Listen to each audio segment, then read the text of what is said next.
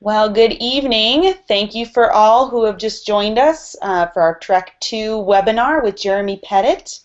We're so glad that you took your time out of your evening to learn about this great program. We're going to be sharing with you all about Trek 2, and we want this time to be super valuable to you and to serve you and your students well. My name is Missy. I'll be emceeing, and Jeremy Pettitt will be walking you through the program. Before we begin, as people are still continuing to join us, I want to give you just a few quick instructions on how you can make the most out of this webinar and how it can best serve you. We will be taking questions throughout the webinar, and if you will simply move your cursor on your screen, you will notice a blue Q&A icon will pop up on the left-hand column. If you go ahead and click that icon, a chat window will open up and you can enter your questions in as they occur to you. We will begin the evening talking about our student books, and then we will move on to the leader guides and how you can best use those to serve your students. So without much further ado, I will introduce Jeremy Pettitt, our director. Thanks everybody for coming. Thank you, Missy. Really excited about this new Trek 2 book and really excited to show it to you tonight. I know that a lot of you worked on Trek with Trek 1 last year, and I want to assure you that we made some tweaks and changes, but not a significant thing. But we do want to give you the opportunity to walk through it and answer some questions. So as she said, we'll stop after the student book and ask questions and allow you to do that. But if you want to send them in ahead of time, that would be helpful. And then also after the leaders portion as well. So when we wrote Trek, we decided that when we were going to redo it, we were going to do 3 books, and the 3 books were around 3 questions. So Trek 1 was really a question of who are you?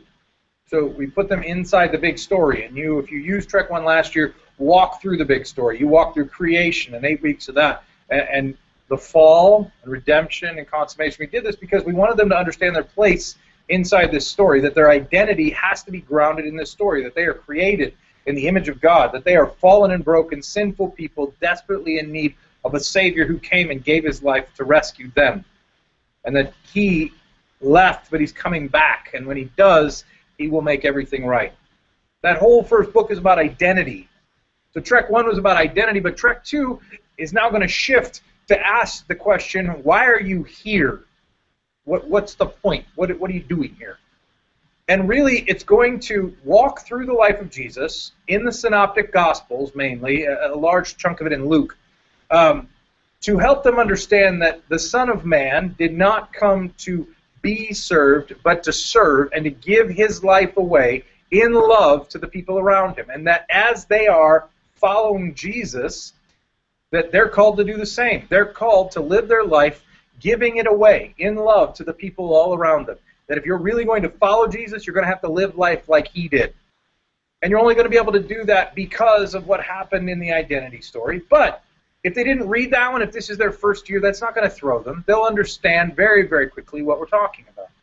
Because we're going to walk through what does it mean to say that you are a servant. We want these students to understand this because we think it's extremely crucial that they know that each and every one of them was called to ministry. Not ministry in the sense of, hey, you've got to be a pastor. Not ministry in the sense of, hey, you know what, you need to be a full-time paid employee of a church. Ministry. The word ministry at its core really is just the word service, to serve other people. They were called to serve other people. They were called to ministry. And when we get to Trek 3, which will come out next year, we're going to walk through the idea of community. Who's with you? Who's supposed to serve you, and who are you supposed to serve? And we're going to do that by walking through the book of Acts. So what you're going to see is that this book, Trek 2, will be Luke talking about the life of Jesus, and the next book, Trek 3, will be Luke talking about the early church. So we're trying to take this one big narrative and weave it through as we zoom in after we've told the big story in Trek 1. So, Trek 2, being about ministry, forces students to have some really fascinating conversations because they're actually going to have to deal with some things here. A servant doesn't get to serve themselves, they serve another. And so they're going to talk through things like submission and surrendering. but they're also going to talk through the fact that if you're going to follow Jesus, there are things like sacrifice in your future.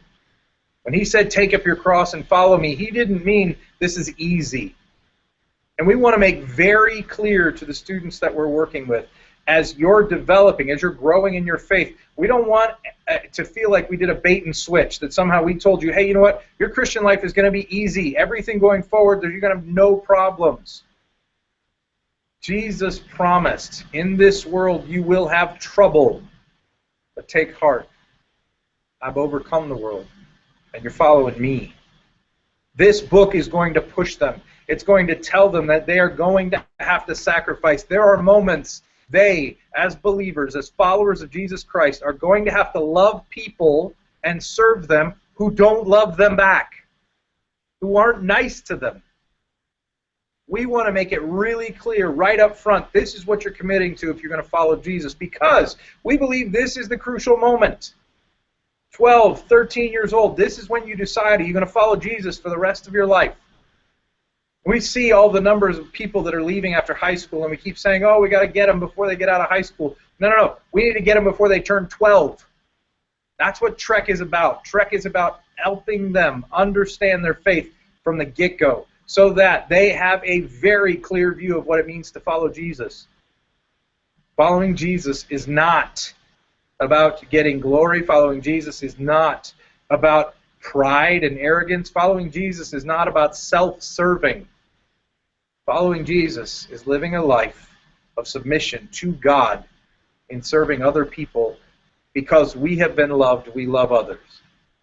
So, this book is really going to walk through that process, and I'm going to take some time right now and show you some things in that student book, in the first two student books, just so you can get a glimpse of what those look like. If you haven't gotten that already, there actually is a sample up on Get Trek. And if you haven't gotten that, you can go on to Get Trek, and there'll be a Trek 2 sample on there that'll have everything that I'm showing you right now. So if I'm going too fast, I know I'm from Chicago. People say I talk really fast. If I'm going too fast, trust me, you can look at it afterward. You'll be able to see all the stuff. And if you have it, you can follow along as well if that's something you want to do. So let me show you Trek 2. So the first thing I want you to understand is even in Trek 2, we haven't made significant changes such that we're doing away with this chart, this idea of that there is an interaction, a large group, and a small group. These things are segments of your night. You can run them however you'd like. And I'm sure by now, if you ran Trek 1, you kind of started to work that through. If you have questions about what that looks like, I'm happy to answer those. But recognize that this chart that we've been showing for quite a long while now really is at the core of what we're doing with our Bible studies and resources. So in the student Bible study, this is lesson 1-2, and it's talking about Luke as a storyteller. Jonathan or Missy, can you see this? I want to verify that everybody can see this because last time I did this, it didn't show up when I started talking. We good? Yep, I'm here for you. You got okay, it. Good. Thank you. So this is lesson 1-2. This is the storytelling servant. We're actually going to talk about Luke and how, being a faithful witness, actually Luke collected the stories to make sure that he gave Theophilus an accurate account of Jesus' life. So Luke was a servant just by telling his story.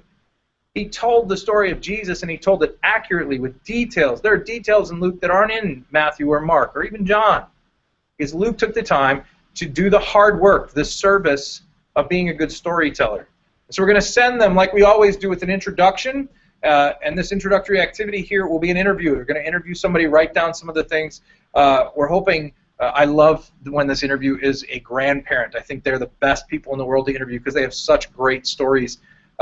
Because when you ask somebody, you know, who is one of your greatest opponents, it would probably be better to ask somebody who's been around a while. They probably have some phenomenal stories, and I love just sitting and listening. And you'll see some of that as well as we go along in some of the other components. But they're going to do this introductory activity as they did in Trek 1. It looks very similar. They will have space to write there and then move from there into the main teaching section, just like it was before. Now you'll see that we've updated the design. The design for this book is just amazing. Our art director Hannah did a killer job, and so we're super excited about it. But you'll see in here the same key word, the same key thought. They are reading a passage of Scripture, and then they are working through that passage of Scripture with content so that they get a very clear view of what that means. We want to make sure that we are always spelling out for them that key word and key thought, because there are times where you're reading through something and you think, I'm not sure I get what this is or what it's about. We want to make sure that from the get-go, as always, we give them, hey, you know what? This is the key thought. This is what we're trying to tell you. And we've even done things like put pop-out boxes on some of these. So you see the pop-out box there in the middle is actually pretty much this exact same word-for-word key thought. But we wanted to put it in there to make sure that you had the space to know, hey, this is really what we're trying to do, as well as the key word. And we wanted to define those keywords not like Webster would define them. We wanted to define keywords in ways that students would understand them. On top of that, you'll follow, as you have if you've done Trek 1, with a memorize this portion. This is the passage to memorize in bold, and then a commentary to kind of help you understand why we chose this passage.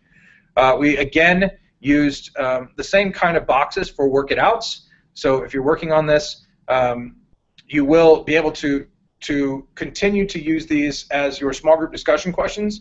The one big change, and you'll probably notice it in spaces like this where it says need more space to attach stuff, one of the things you're going to notice in this book that is different, that is significantly different, is that after some discussion and after some engagement with students around the stuff that their book were doing, we decided that we were going to switch from a lay flat binding to a spiral bound for this book.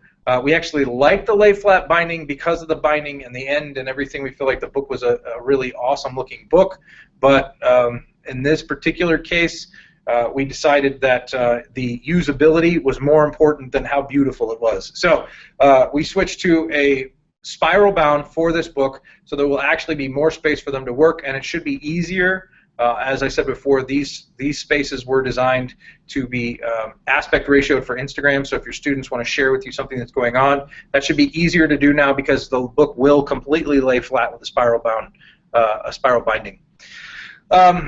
So you're going to see us, just like we did before, work through a passage, work through Luke 1, Luke 2, Luke 1, 3, 1, 2, 1, 3, because we want to keep making them dive into God's Word, making them really think about not only what does this passage say, but what am I supposed to do with it? How do I feel about it? Where am I going with this?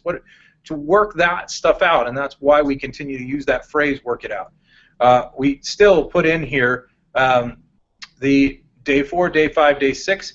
We did throw some more day 7s. We got a little bit more specific on some of the day 7s because we realized just repeating the question, what was the most important thing you learned, we realized that sometimes it was what were 2 things that you learned this week, and how are you uniquely qualified. So some of these things will be much more targeted questions on the final day for them to really wrestle with and say, oh, okay, you want to ask something much more specific to the context of the lesson itself. We tried to split up as we get to the lesson completion checklist. Wow, that's a mouthful. We tried to split it up a little bit better so that it was a little clearer. There weren't as many lines running together as we had last time. Just tried to clean that up a little bit, and left the boxes for the people to check the intro activity, the memory verses, and the work it outs.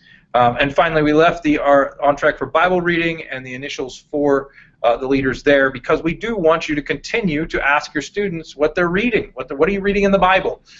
If they're working toward an award, they do need to be completing that Bible reading plan.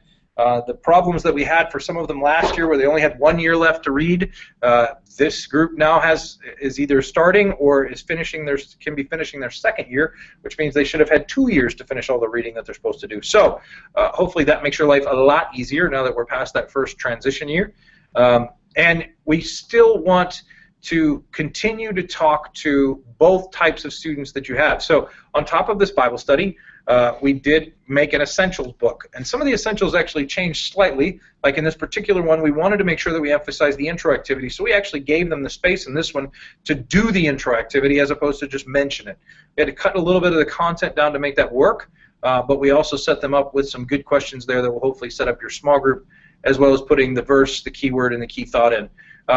We are pushing that these 2 concepts of students, again, some people have asked why did we choose that? Because we know that there are students who are not ready for that full Bible study, that just came to faith, that are exploring it, that are trying to figure it out. This book is a phenomenal way to do that in just 2 short pages. They can work through, here's what's going on, I can stay up with the group, but at the same time I'm not ready or not capable at the moment of managing that much content, the 8 pages that's in the student Bible study lesson. So we have been trying and listening to the things that our leaders have been saying when we're out in the field and when we're talking to different people, just to make sure that we are engaging the students as best we can and giving you the tools and resources you need to do that. So with that in mind, let's see if we have any questions, Missy, about this student resource material. Sure. Yeah. And before I go into asking some of these questions, I just wanted to give everybody out there a reminder that if they do have questions, please ask them as they come up. We have a tendency with our viewers sometimes to hold those questions, or they occur at the very end of the session, and we don't have time to get to them all. So we really want this to be a valuable time for you guys and a resource to you. So please, if anything occurs, go ahead, move your cursor. There's going to be a nav bar that'll appear on the left-hand side of your screen, and you'll see a blue Q&A icon. Just enter in your questions there, and I'll field them to Jeremy. Even if it is about the student books and we don't get to it right now in this next few minutes, we'll have time at the end of the explanation of our leader guides, and we'll answer it then for you. So I'm just kind of channeling our leaders here and forecasting based on feedback that we've gotten from our users before, Jeremy. And the question has been, is the new track curriculum, can we do all grades all at one time on the same book, or do you use Trek 1 for 6th grade and Trek 2 for 7th grade? How can we best use the program and best integrate our students into this new rhythm? Perhaps you can answer that one for us. Yeah, and we have been getting that question a bit, and the reason that's coming up is because some people are essentially wondering, is Trek 1 a 6th grade book, and Trek 2 is a 7th grade book, and Trek 3 is an 8th grade book? The issue, and I get that, because you're coming out of TNT, you do have a little more grade-specific books. They do move through them as they're ready. The key component that we continue to emphasize with Trek and with Journey is that they move together. We want them to experience that community, to be surrounded by people their own age. They're used to being either in a junior high or in a middle school, whether they go to 6th grade, 6th to 8th grade, or 7th and 8th grade.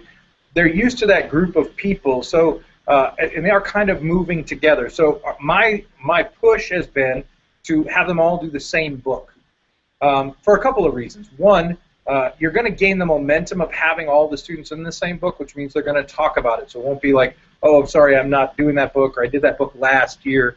Everybody's together. That gains momentum as you put a larger mass of students in. Two, it makes it a lot easier when you're trying to teach a large group. If you're trying to teach a large group for book 1, Trek 2, if you split those up, you're going to have 2 teachers. You're going to have 2 spaces. Because you can't teach the same content to both of them.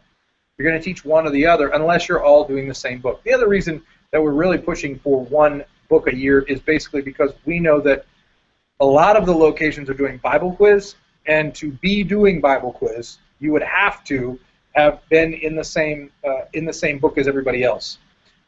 We also know that translates when people are having to move. So if your group is doing Trek 2 right now, and that student moved halfway through the year, as long as the students in the other space are doing the same recommended book, your students should be able to slide in with them in a new place without having to worry about it. This is especially important when we're talking about military families and some other people that move a lot, but we've heard it from other people as well. They've been looking for a new Trek group, and they all kind of need to be in the same book if they're going to shift. Now, that being said, you decide you want to do a different book, I totally understand. You are in a spot a little bit this year because you just did Trek 1 last year with probably all of your students. Then you really need to do Trek 2. However, I want to clarify one thing, another thing that's been coming up for some people, and they're saying, do these things have to be done in order? Like, what happens when I get to Trek 3 next year? Do I have to do Trek 3? But these students, essentially, are coming in different times. And so let me explain it a little bit easier for you. Suppose you went hiking in the woods, and you went up, some friends of mine who live in California. You go to the edge of the woods, you see path 1 leads to the mountains. Path 2 leads to the forest, and path 3 leads down to the beach. Now, if I said you had to go in order, then you'd have to go mountain, forest, beach. But truthfully, you can pick whichever path you want. We just numbered them initially because we wanted people to realize there were 3 of them. We've been getting a lot of questions from people who said, we didn't know Trek had 3 years. We didn't know that you could complete a Trek book instead of finishing the 6th grade TNT book to get a Timothy Award. So we had a bunch of questions about that because a lot of people thought, hey, you have to finish all 4 TNT books before you get a Timothy Award. That's just not true. You have to complete 4 books, and Trek 1 or one of the Trek books can be one of those. So they don't need to be done in order. You're not going to get completely thrown off if your kids start with Trek 2 and then go back in 2 years and do Trek 1. It won't throw them at all. They're going to reference each other in specific ways, but not so that they were built entirely that you'll be completely lost doing Trek 2 if you never did Trek 1. That make sense? Yeah, that was helpful.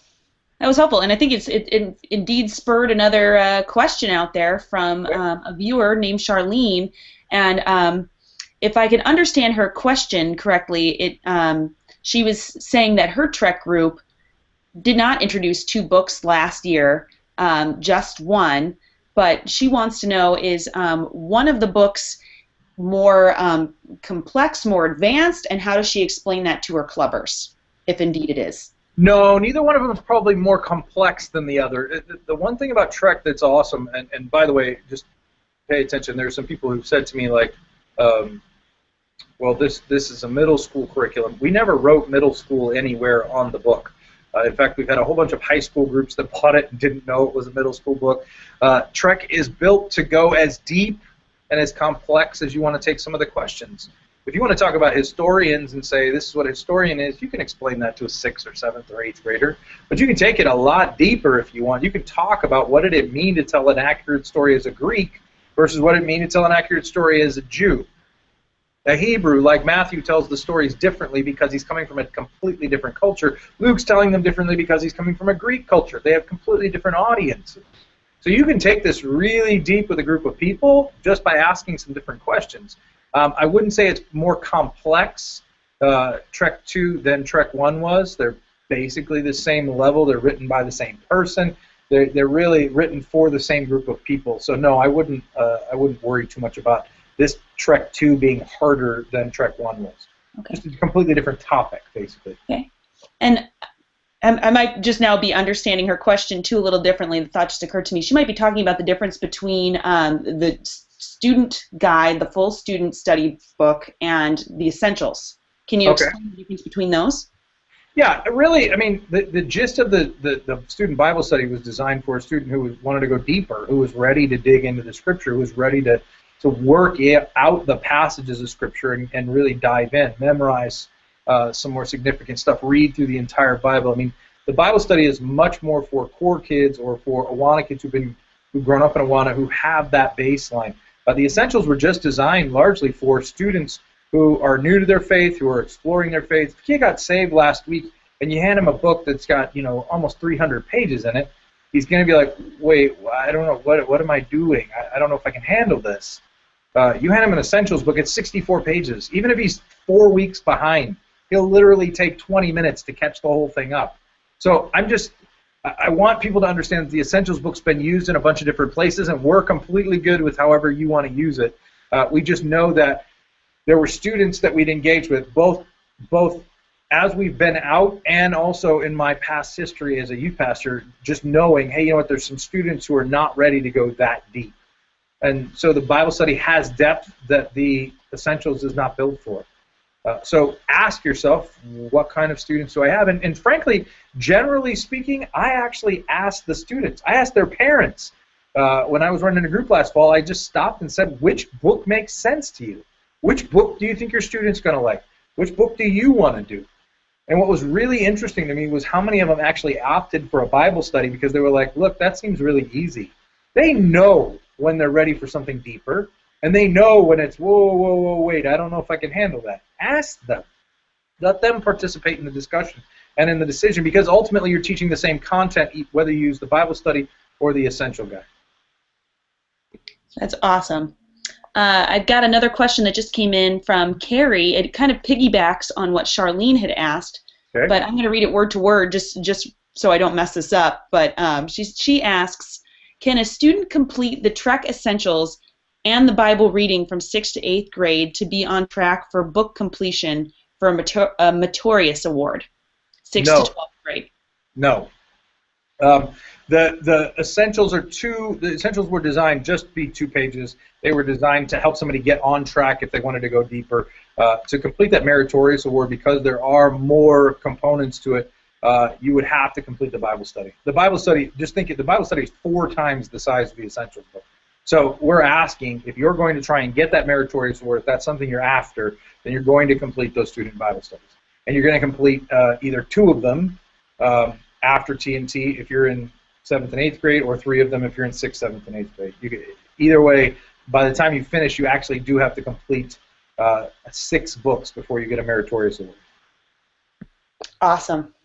I got one last question for you, and it's a little more technical, but I have a feeling that some of our leaders might be having the same question.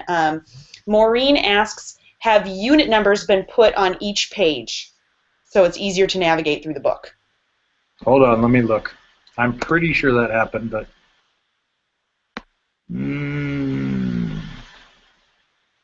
let's see. Unit number.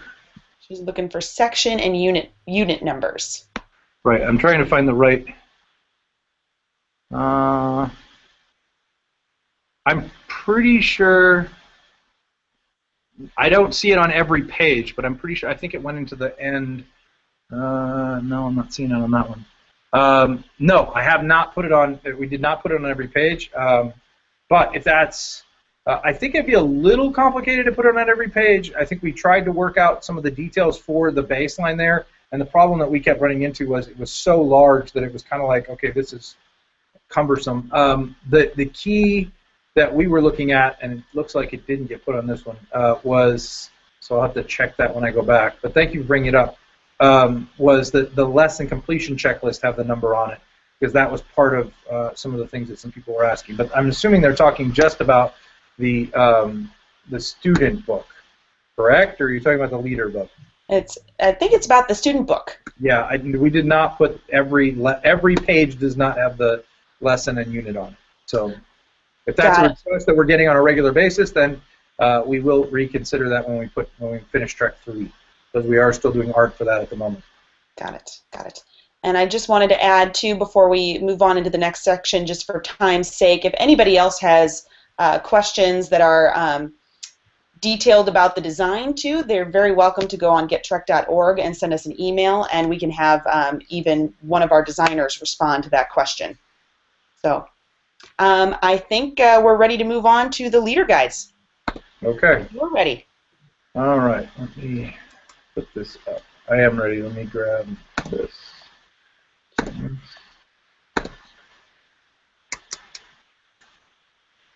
All right. Can you see that? Missy, can you see this slide? We're not seeing it yet.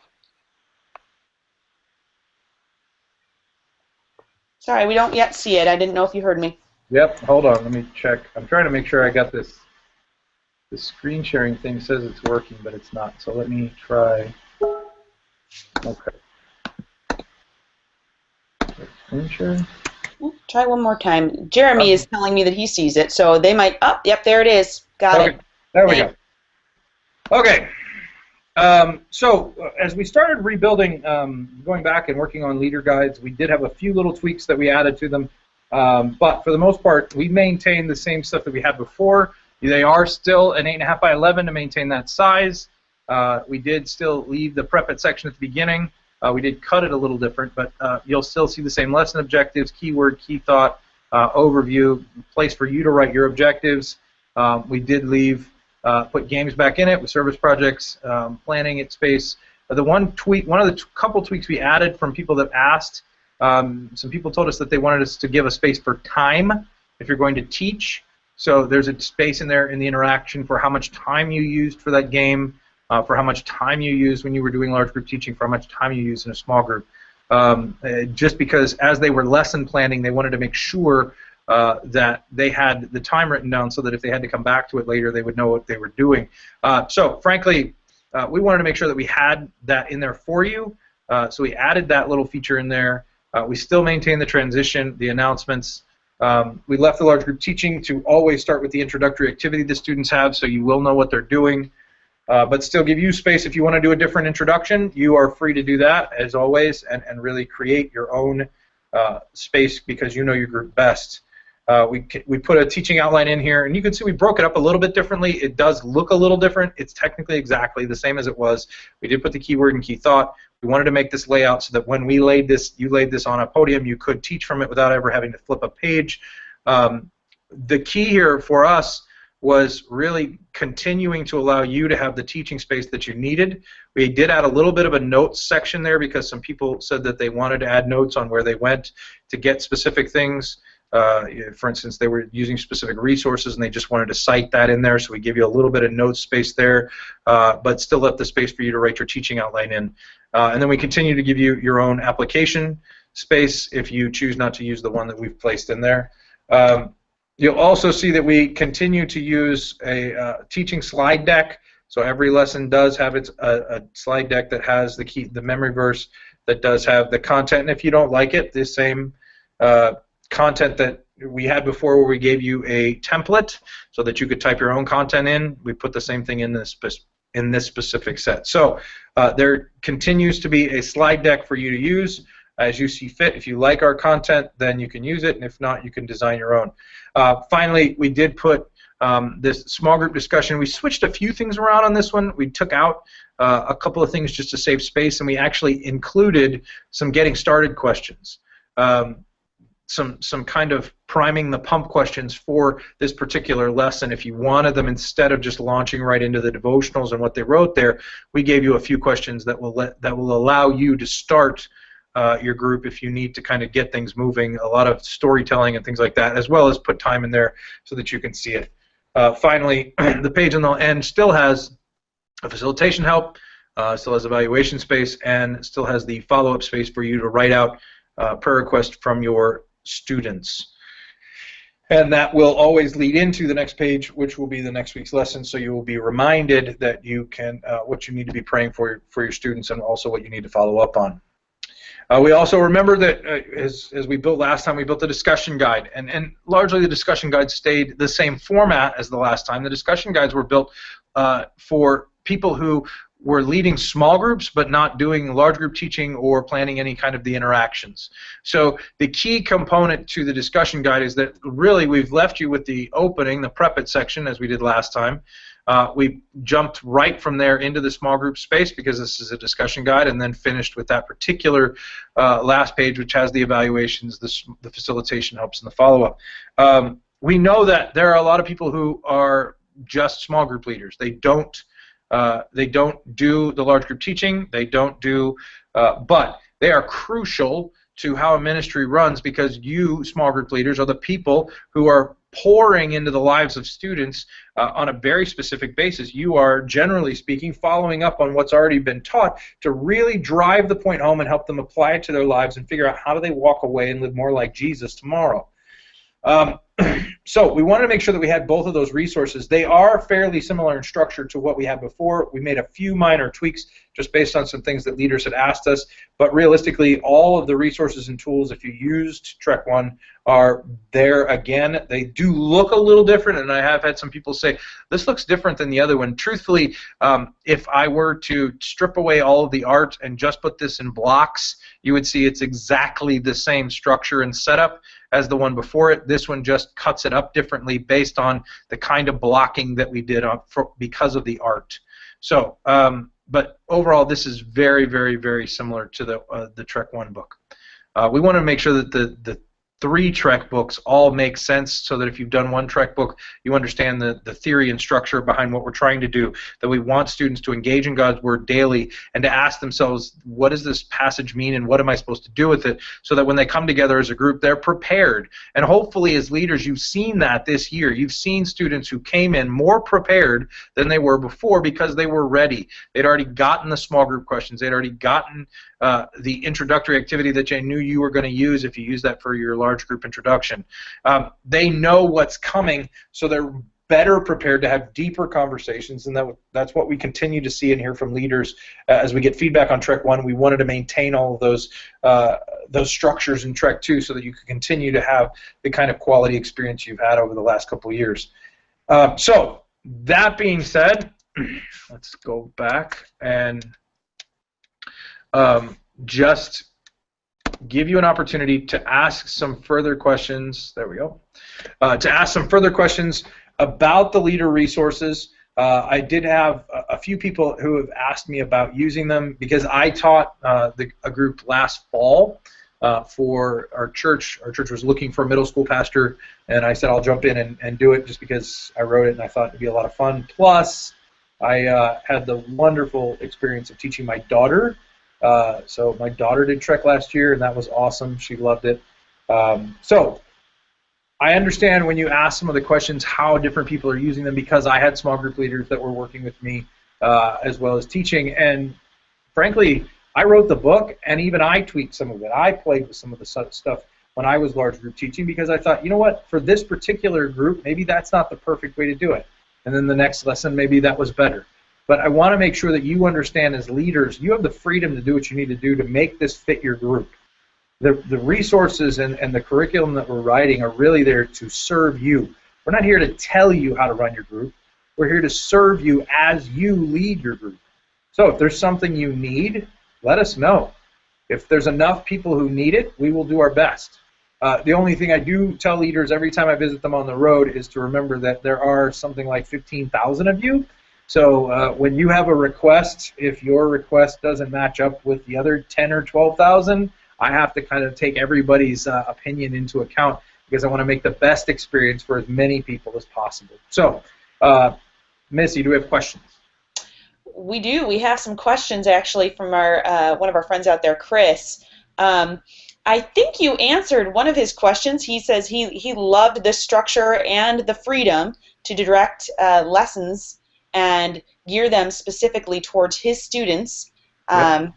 So obviously he loves the opportunity to customize. Perhaps, and I don't know if you shared this, but are there additional resources out there? Can you point our leaders at where they might find some of these cool exercises and illustrations to use?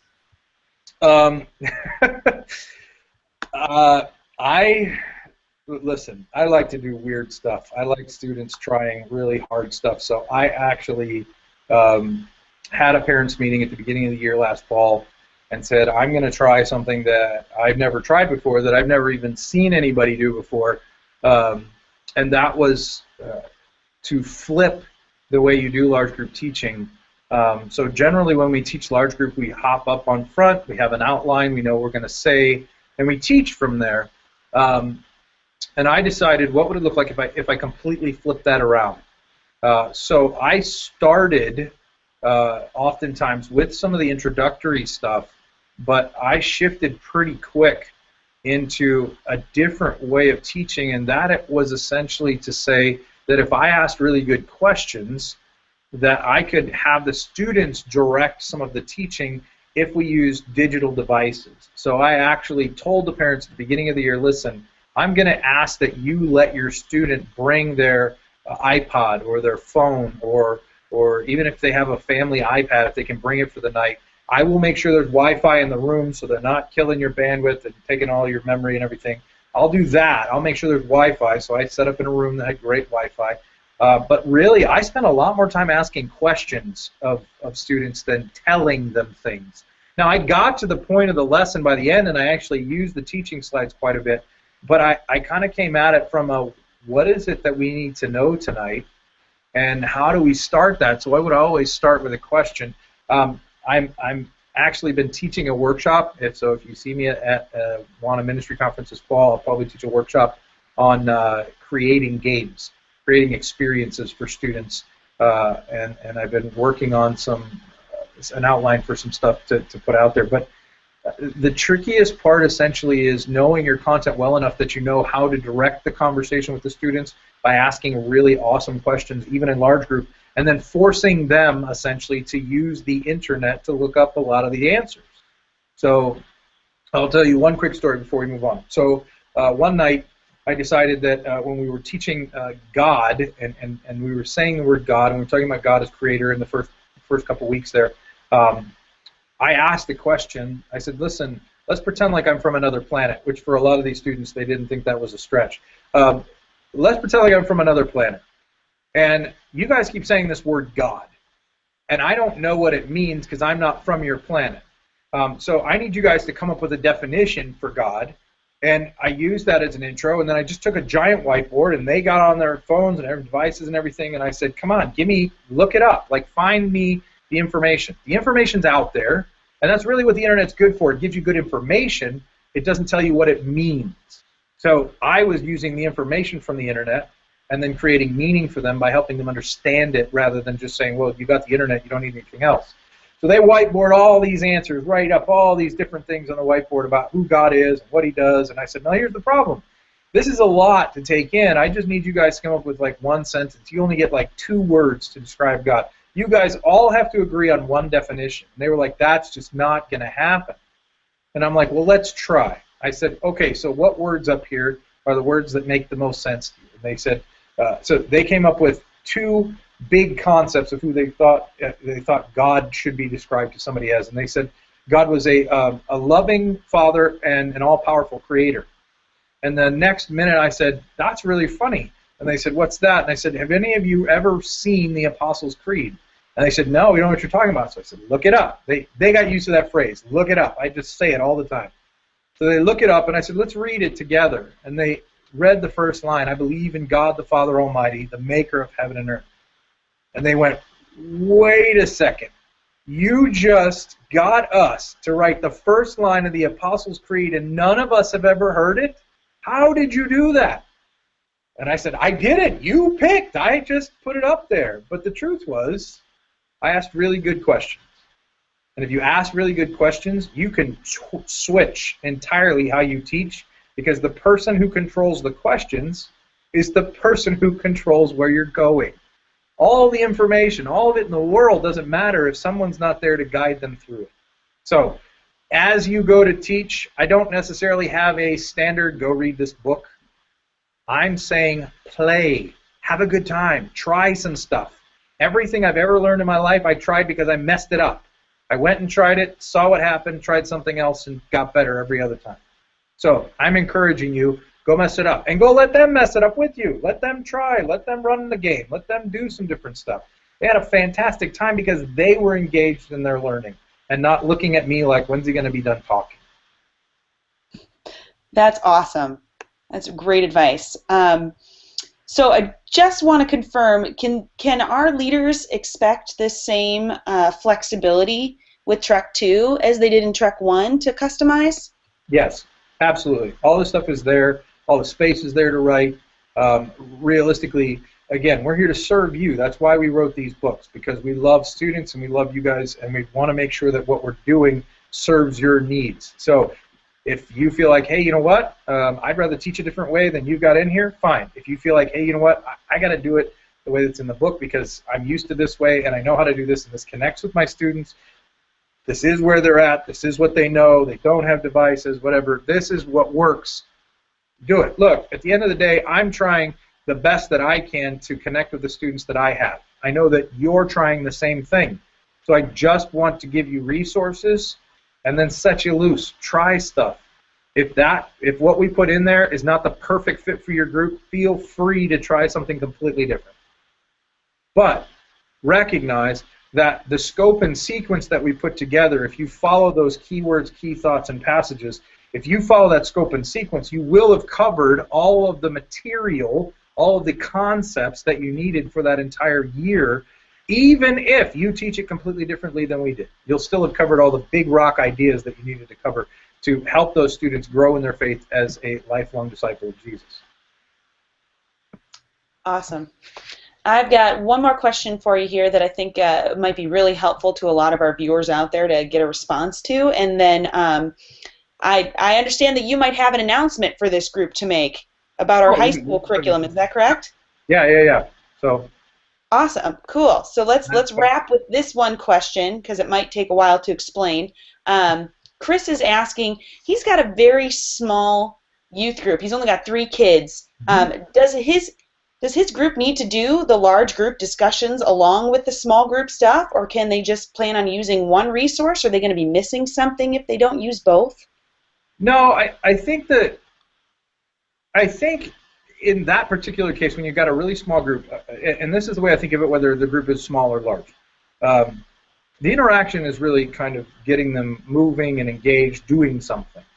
But the large group and the small group really are two sides of a conversation. The large group was designed basically for the leader to come in and set up the conversation by saying, here's the first word on this topic. That should set us up for good conversation after, because when the students go to a small group, then they are giving the feedback, the response from that first word. So if you have a smaller group of people, no matter how the first word gets delivered, no matter how you launch that, if that's a large group teaching, that's fine. Or if that's, you know what, I'm just going to start and we'll kind of throw the information in as we go with that kind of size group. You're still doing large group teaching, you're just kind of blending the two of them together because it is more of a conversation. When you get a larger group, when you got 5, 7, 10 students, you can't have them all feeding back all at the same time. The moment you hit 10 students, that makes it really hard to even have a small group conversation. So the large group was designed for the leader to kind of start and initiate the lesson with a first word, and the small group follow-up after is the response, the kind of feedback and response from the students. So that you have two sides. A good conversation should have two sides, if you know anything about conversation. My master's in communication, I spent a lot of time talking about how we hold conversations, how we relate to one another, how we tell stories to one another, because they have two sides. You've got to have both. So I'm not saying you have to teach a large group, but you're going to teach a large group anyway, technically, if you're the one who's bringing the content at the beginning to kind of initiate and launch what they're about to do. That's what I would classify as large group teaching. And if you don't want to use the leader guidebook that way, if that doesn't make sense to you to say, I need an outline, I need a teaching thing, I don't need to do that, I've got 3 students, I can initiate the conversation with the first word and some follow-up pieces spliced into the rest of the conversation. Awesome. Do what you got to do. The key, to me, I'm always more concerned when a leader says, well, we don't do small group. I don't get that. I understand when you're saying I can weave my large group teaching into a small group. That I understand, because it does function a bit more like a Bible study, whereas if you're basically saying I don't do small groups, somebody just gets up and talks, it's kind of like, wait, how are they supposed to work this out? How are they supposed to engage in community together to really hash out and see this from different perspectives so that they understand their faith in a deeper way? So honestly, if that's where Chris is at, go for it. Have a good time. Great. One more popped in. Got one more for you, and then I'm going to call time and let you go ahead and wrap this session. And if there are any outline questions, I know you can direct the audience on where they can ask those, Jeremy. But this one last question from Carrie asks, are there any plans for a national Trek student gathering like Summit? The short answer is no. Honestly, we've thought about that for a while. We've played around with the idea. We've toyed with it. Summit's a lot of work and requires a lot of volunteers to kind of manage and make that happen. We know that a ton of students go to camp during the summer, and that's kind of one of the places they engage and do a lot of the things that they do. We know that there's a ton of regional competitions, games, Bible quiz, some other stuff like that. The issues with doing a Trek gathering that would be that large, that group of students in essence, really is partly about the fact that they're middle schoolers, so you're talking about 12-year-olds in a giant conference hall with, it's hard enough with high school students who've been around and kind of know how to drive and that kind of thing. It's a completely different thing when you're dealing with middle school students. And if you were the size of Summit, you're talking about 1,000 middle school students running around. We haven't done it just because part of it's been about bandwidth, how much time do we have to make that happen, and also part of it's been about, okay, is this the wisest choice? Now, we have had a discussion at one point about should Summit be everybody? Should Summit be both Trek and Journey? That's an interesting conversation, but the answer at the moment is no, there is no large student gathering for middle school students, for Trek students. Okay, cool. Well, I think that wraps it, and since we're talking about high school, do you have something that you want to share with this group? Yeah, so I just wanted to take a minute, and I know that a lot of people on here right now are Trek leaders and have been working with your students, and I just want to take a minute and say thanks. I know that you guys have been working hard, and you're in the middle of your summer, you're taking a Monday night off to sit and listen to us talk about a curriculum. And you know that you love your students, and that's why you're here. I know that. I know that you love your students, that's why you're here. And so I just want to encourage you and challenge you. We are about to release next fall. When Trek 3 comes out, we'll put out Journey, the first book, will be coming out next fall. And it is built, this new Journey book is built to basically take the student's Trek experience and basically blow it up, like make it Trek's larger, older football playing brother. It is a brilliant, awesome new thing that we're playing with. We're working with Josh Griffin, who's the high school pastor at Saddleback in California. And we're really excited about it, and we know that some of you, as we've been out and talking to people, have said, listen, you got to let me know when you come up with this high school thing, a new high school thing, because I'm working with this group of students, and I love my Trek group. I kind of want to stay with the same group of kids. Can I just move on to Journey? And my response is, look, that's for you to work out with the other leaders in your church, but recognize that your familiarity with what you're doing in Trek right now will make it all the easier if you ever decide to work with Journey, because Journey has an introductory activity, but Journey also has all this other cool stuff that we're playing with right now. Journey will have a video every week to teach students, specifically designed for students, to teach them more about their faith, to challenge them. Journey is really built to face a kind of a question that I've been wrestling with. What happens when they leave? Are they ready? What do they need to know how to do? Not just know in their heads, but know how to do. What skills do they need to have? So we're designing Journey. I always say I'm designing Journey so that if they all graduated, they all finished, they all got a citation award, and we went on a missions trip that last fall, and the plane crashed on a deserted island and all the adults died, we'd come back a year later and find those Journey students had already started a church and didn't need us anymore. I want students who are completely ready to live in the world. So there's 4 books for Journey. It's moving away from the 2 studies a year to 1 study a year. And the Journey book, the first book that's going to come out will be called Disciples, and that's the tentative title that we're playing with right now. That Disciples book is really kind of focused on what does it mean to follow Jesus? What are all the things that go along with following Jesus? And then we're going to zoom in for the next 2 books, or the next 3 books, sorry.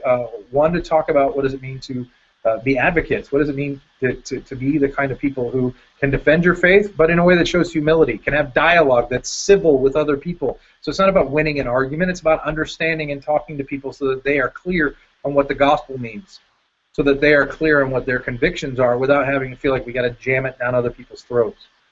We want to make sure that we spend a whole book on evangelism because the gospel is so important to what we do and think. We want them to know all the different components and all the different styles and all the different things that they need to know to be able to share the good news in whatever situation God places them.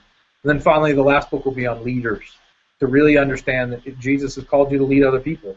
Even if it's just 2, even if it's just 1, someone's paying attention. If you serve as a student leader, you're a leader. You should be aware of what it means to be a good leader, to be a leader who acts like Jesus. So I just want to encourage you, if you're in Trek right now and you have a group of students and you're like, I don't know what I'm going to do because I might just bail after this because these students are the students I love and I'm just not sure I'm ready to move on. But if you love Trek, you're going to love Journey. Trust me. So with that, if you have more questions or you want to know more stuff about Trek or about Journey, you can go for Journey. You can go to Get Journey. For Trek, you can go to Get Trek, and you can post questions to us there. As always, we always recommend that if you have a question, a quick one or a longer one, you can post something to Twitter or to Facebook, and we will get back to you as quick as we possibly can with an answer. Sometimes we're not blowing you off. I know there's moments where people are kind of like, hey, I asked you a question via email. Went to Get Trek and posted an email. Sometimes I'm finding out the answer because sometimes you guys ask really, really good questions, and I'm like, I don't know where that went, or I don't know what happened there. So let me go find it, and let me go figure it out, and then I'll come back to you with an answer. We're doing our best to respond as quickly as we possibly can to make sure that you have everything you need to serve your students, so that at the end of the day they can become more like Jesus. So from the bottom of my heart, thank you. Thank you for all that you've been doing. Thank you for all that you're about to do with Trek 2 with your students this fall.